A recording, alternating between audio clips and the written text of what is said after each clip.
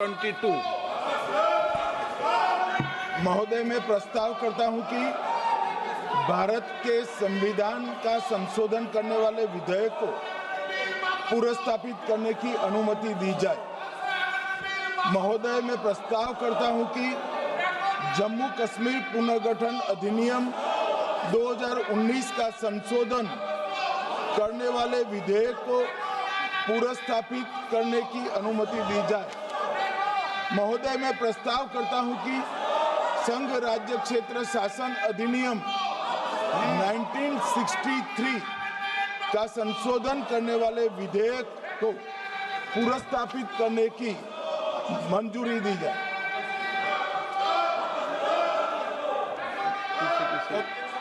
कर दिया। श्री असाउद्दीन ओवैसी जी। Sir, I stand to oppose the introduction of J&K Reorganization Amendment Bill 2025, Union Territories Amendment Bill 2025, and the Constitution 130 Amendment Bill 2025, sir. Sir, this violates principle of separation of powers, due process, undermines the right of the people to elect a government. Sir, it gives executive agencies a free run to become judge and jury executioner based on flimsy allegations, suspicions, sir.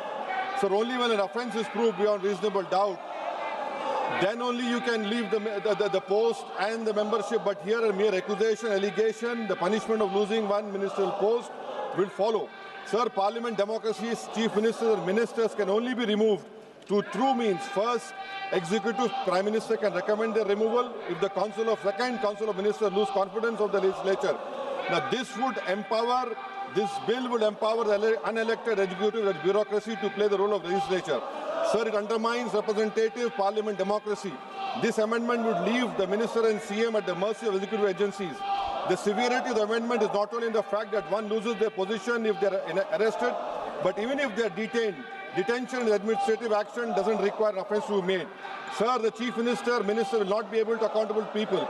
I want to know from the Honourable Home Minister, as he read Article 74(1), which says that the Council of Ministers headed by the Prime Minister to aid and advise the President who shall, in exercise of his function, act in accordance with such advice. Now, this bill clearly violates 74(1). Sir, this is the 1933 Gestapo when Gestapo was found in Germany. This government is hell-bent on creating a police state. This will be a death knell and leash an elected government, sir. Indian Constitution is being amended to turn this country into a police state. BNS 152, the Home Minister promised in this House that sedition would not be used. Section 316, Section 9 of BNS, PMLA Section 4, all these can be used to destabilize an elected government, sir. That is why I oppose the introduction of all these three bills. This is nothing but creating a Gestapo to ensure that our democracy does not survive. And may I tell the Honourable Home Minister, despite his promise on BNS 152, 152 has been used against a senior journalist, Siddharth Vardhan, Assam also. That is why I oppose this introduction of three bills, sir. Thank you. Tiwari.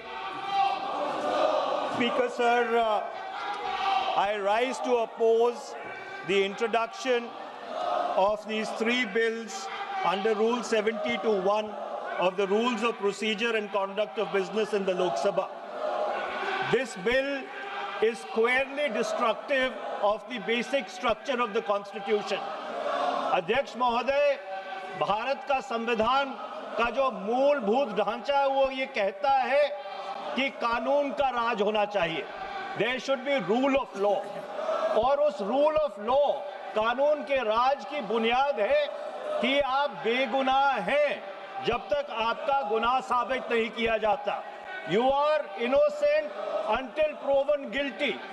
This bill stands that fundamental maxim of jurisprudence on its head. It makes an investigating officer the boss of the Prime Minister of India. The second ground on which I oppose this bill, it violates Article 21, the due process clause. FIR, arrest, charge sheet and even framing of charge does not in any manner substantiate guilt. In fact, you plead not guilty only after charges are framed against you. This bill turns the fundamental jurisprudence of Article 21 on its head. Number 3, it distorts parliamentary democracy, which is again basic structure, by displacing will of the people through mere custody, bereft of judicial determination. अध्यक्ष जी, ये बहुत ही संवेदनशील विधेयक है. मेरे 2 बिंदु और हैं, मुझे कृपया. ओके. चौथा, on the fourth ground is it opens. Please माननीय सदस्य, आप नियम 72 के तहत विरोध कर रहे हैं. अध्यक्ष जी बिल्कुल. जब कभी बिल आपका सदन में आए, जब आप डिटेल में चर्चा करना. अध्यक्ष जी, अभी नियम 72 के विरोध के बाद सारांश बोलने की परमिशन दिए. जो रूल 72 है वो 2 चीज कहता है. एक लेजिस्लेटिव कॉम्पिटेंस, एक general opposition of the bill, जिसकी स्वीकृति आप दे सकते हैं. और क्योंकि ये इतना संवेदनशील विधेयक है, मैं आपसे ये विनती करता हूं इसके ऊपर पूरी चर्चा कराई जाए. मेरे सिर्फ 2 बिंदु और हैं. This bill, mister speaker sir, एक मिनट. आपने कानूनन बात की, तो कानून ये भी है कि 72 उसके बाद भी अलाउ करता हूं, लेकिन संक्षिप्त में है. बिल्कुल संक्षिप्त में अध्यक्ष जी. आपको डिटेल में चर्चा मेरे सिर्फ 2 बिंदु और हैं.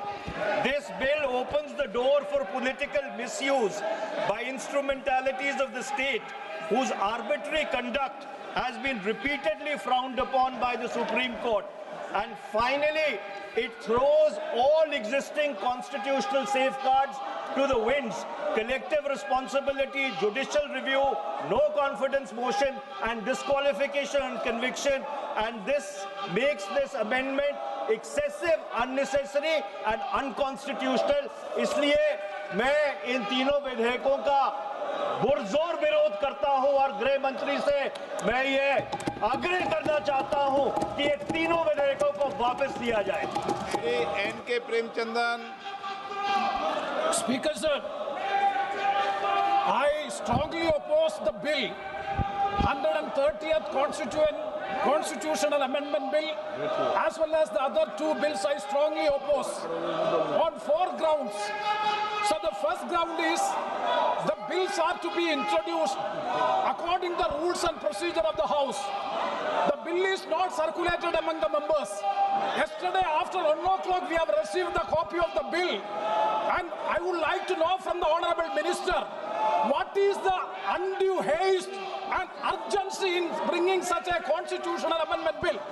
What is the emergent need of having such a bill? That means the introduction of the bill itself is lacking bona fides.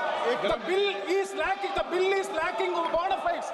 That is why I would like to say that this is with a mala fide intention to destabilize the opposition ruled states in various parts of the country. Number 1. एक minute. माननीय अध्यक्ष जी, प्रेमचंद्रन जी कह रहे हैं कि जल्दबाजी में लाया गया.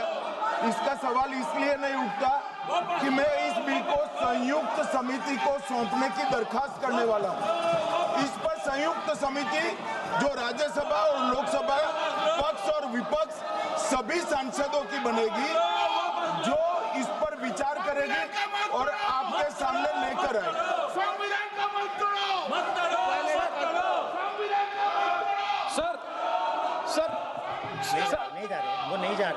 Sir, I do agree with the Honorable Minister, but at the same time, the members are having the right to oppose the bill at the time of introduction. This is the legitimate constitutional right of each and every member to oppose the bill at the time of introduction of the bill. That is being contained. That is the problem which I am trying to say. And the second one is that is disqualification. Shri Venugopal.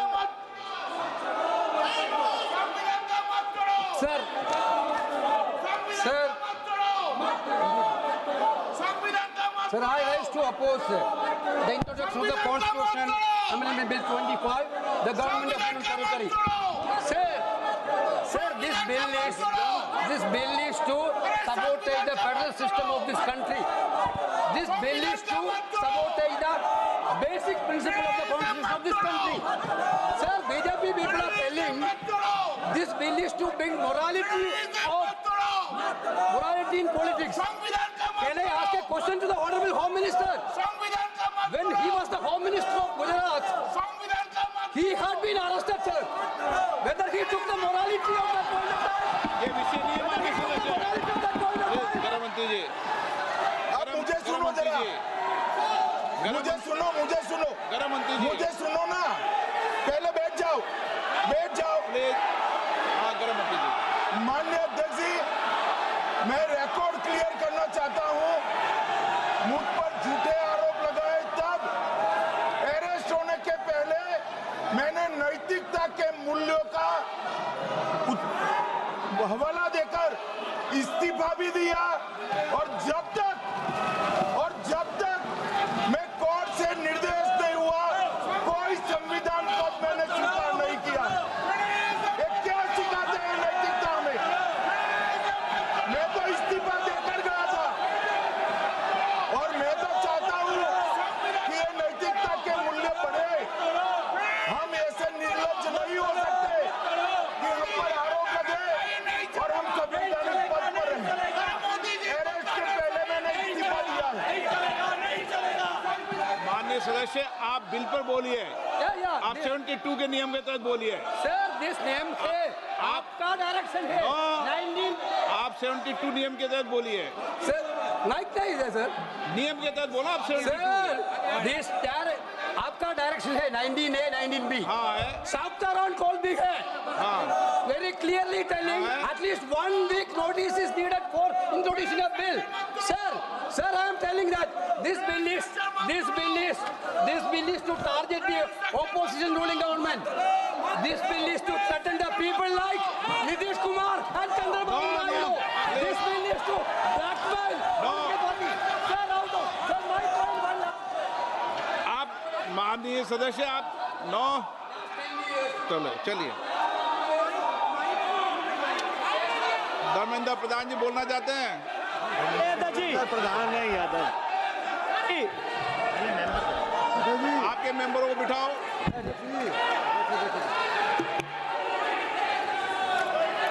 धन्यवाद अध्यक्ष जी। मैं ये जो तीनों के तीनों विधेयक आए हैं, संविधान का 130वां संशोधन विधेयक 2025, 1 मिनट, संघ राज्य विधेयक, देश देख रहा है आपको, संघ राज्य शासन विधेयक नैतिकता के बिल का 2025, विरोध कर रहे हो। जम्मू कश्मीर पुनर्गठन विधेयक 2025, इन तीनों का माननीय अध्यक्ष जी अपनी पार्टी, अपने नेता आदरणीय अखिलेश जी की ओर से पुरजोर विरोध करता हूं। और विरोध इसलिए करता हूं माननीय गृह मंत्री जी, बहुत नैतिकता की बातें कर रहे हैं आपने भाषण दिए थे चक्की पी सिंह महाराष्ट्र में, जिनको लेके डिप्टी सीएम बना के घूम रहे हैं आप। इसलिए अध्यक्ष जी मैं इस मौके पर कहता हूं ये बिल संविधान विरोधी, मूल अधिकार विरोधी, न्याय विरोधी।